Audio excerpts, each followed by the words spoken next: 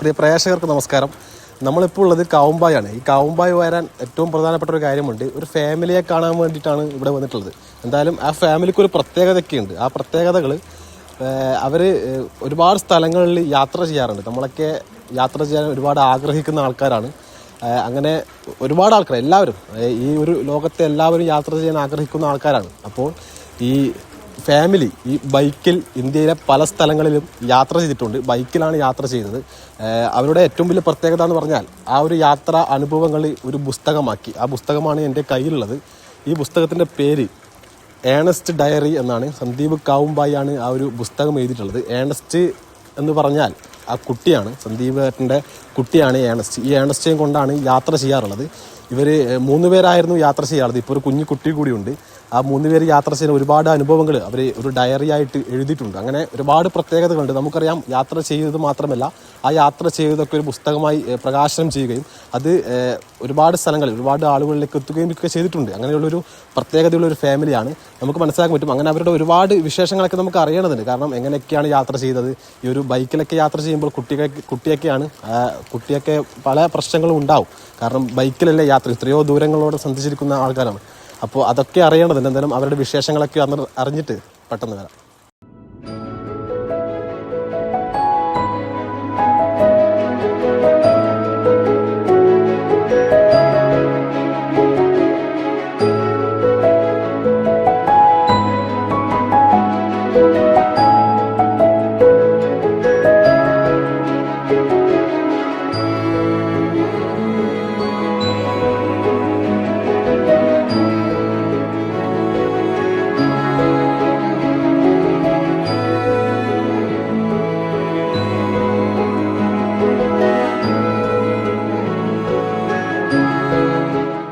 എന്തായാലും ഞാൻ നേരത്തെ പറഞ്ഞതുപോലെ ഒരു ഫാമിലി നമ്മുടെ കൂടിയുണ്ട്. സന്ദീപാട്ടനും അവരുടെ ഫാമിലി. സന്ദീപാട്ടാ, കുറേ ആയി നിങ്ങളെ കാണണമെന്ന് വിചാരിക്കുന്നു.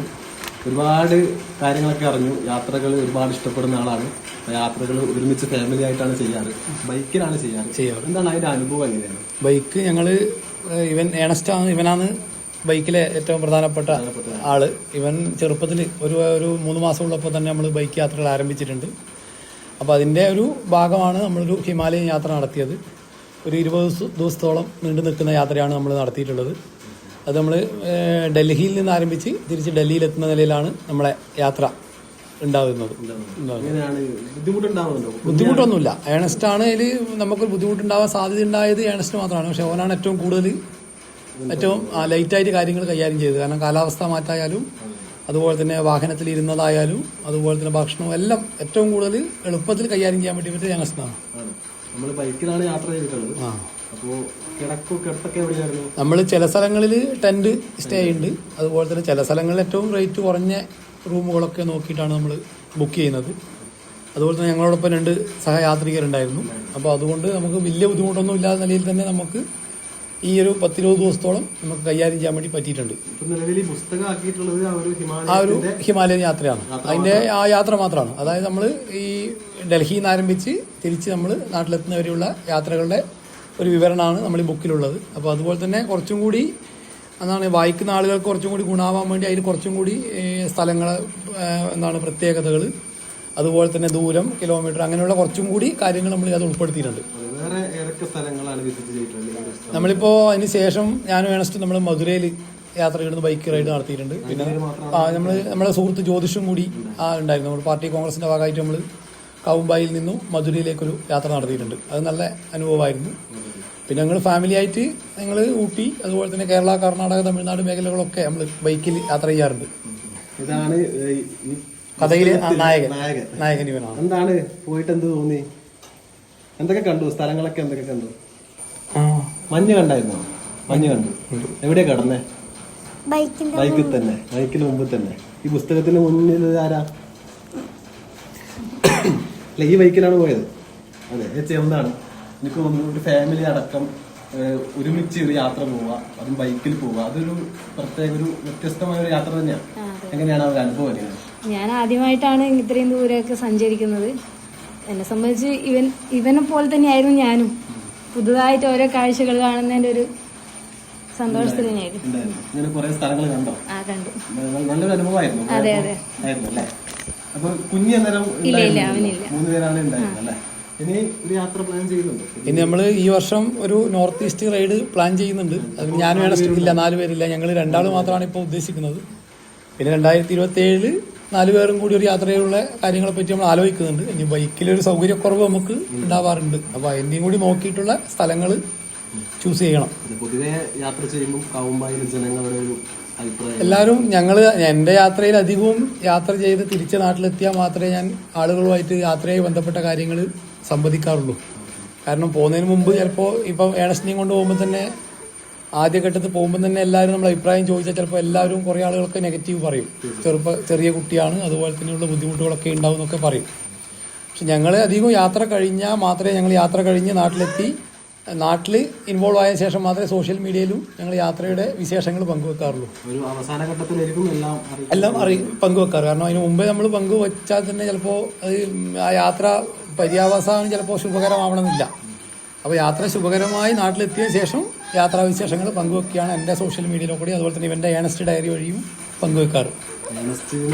ഡയറി തയ്യാറാക്കി ആദ്യമായിട്ടാണ് പുസ്തകം ആദ്യമായിട്ടാണ്. ഇനി പുസ്തകവുമായി ബന്ധപ്പെട്ട കാര്യങ്ങളൊക്കെ ഏറ്റവും സഹായകരമായത് എൻ്റെ തന്നെ അടുത്ത ബന്ധുവായിട്ടുള്ള പപ്പാട്ടനാണ്, എ പത്മനാഭൻ. ഓരോ നേതൃത്വത്തിലുള്ളതാണ് ഈ കീ പബ്ലിക്കേഷൻ എന്ന് പറഞ്ഞ പബ്ലിക്കേഷൻ. അപ്പോൾ ആ പബ്ലിക്കേഷൻ മുഖാന്തരമാണ് ഈ പുസ്തകം പ്രകാശനം ചെയ്തിട്ടുള്ളത്.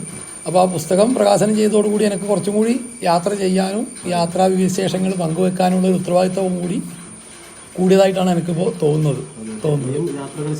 ഇനി യാത്രകൾ ചെയ്യും, എഴുതാനുള്ളൊരു പ്രചോദനമാണ്.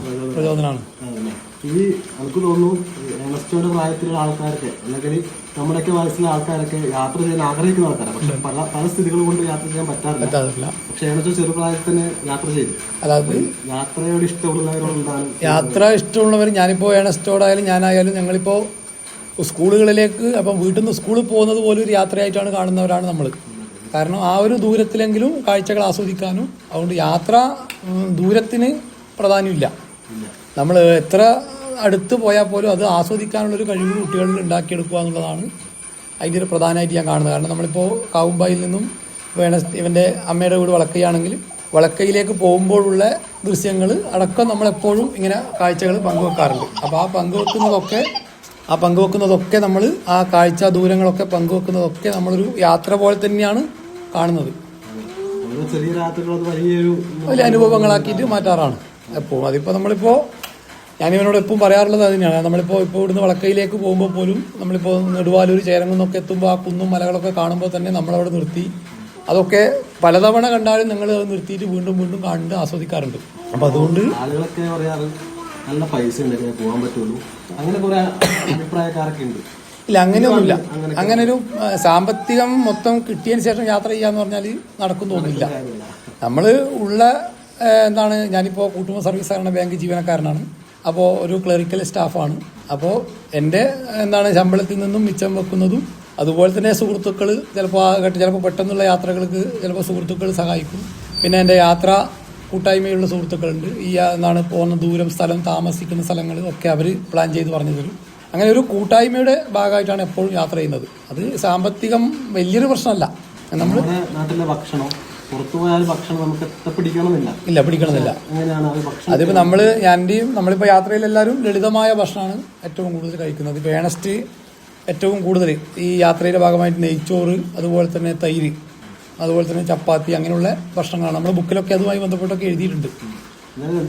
നമുക്ക് അവസാനത്തെ ചോദ്യം ചെയ്യുക, യാത്രയെ കുറിച്ചല്ല, ഈ ഏണസ്റ്റോ എന്നുള്ള പേരിടാൻ പ്രചോദനം?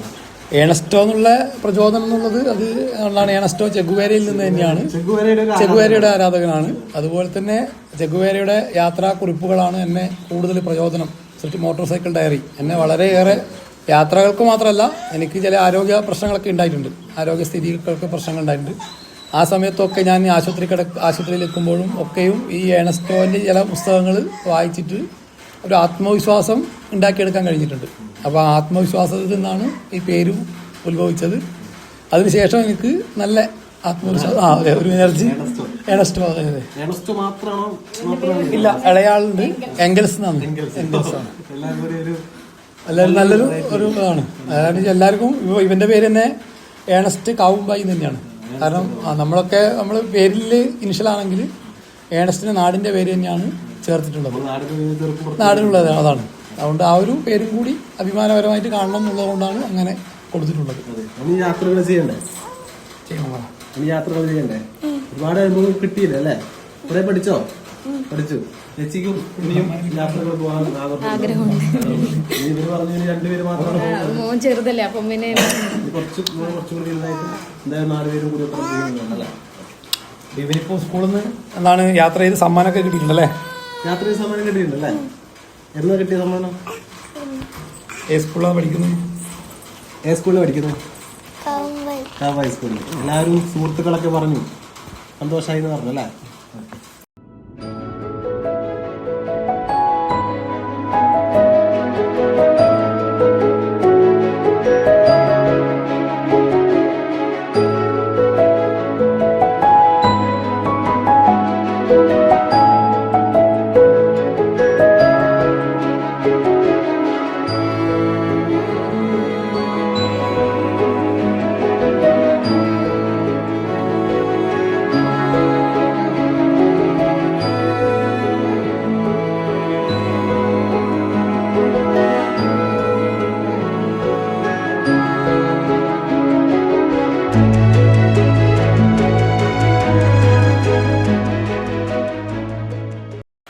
എന്തായാലും ആ ഒരു ഫാമിലിയെ നമ്മൾ കണ്ടു.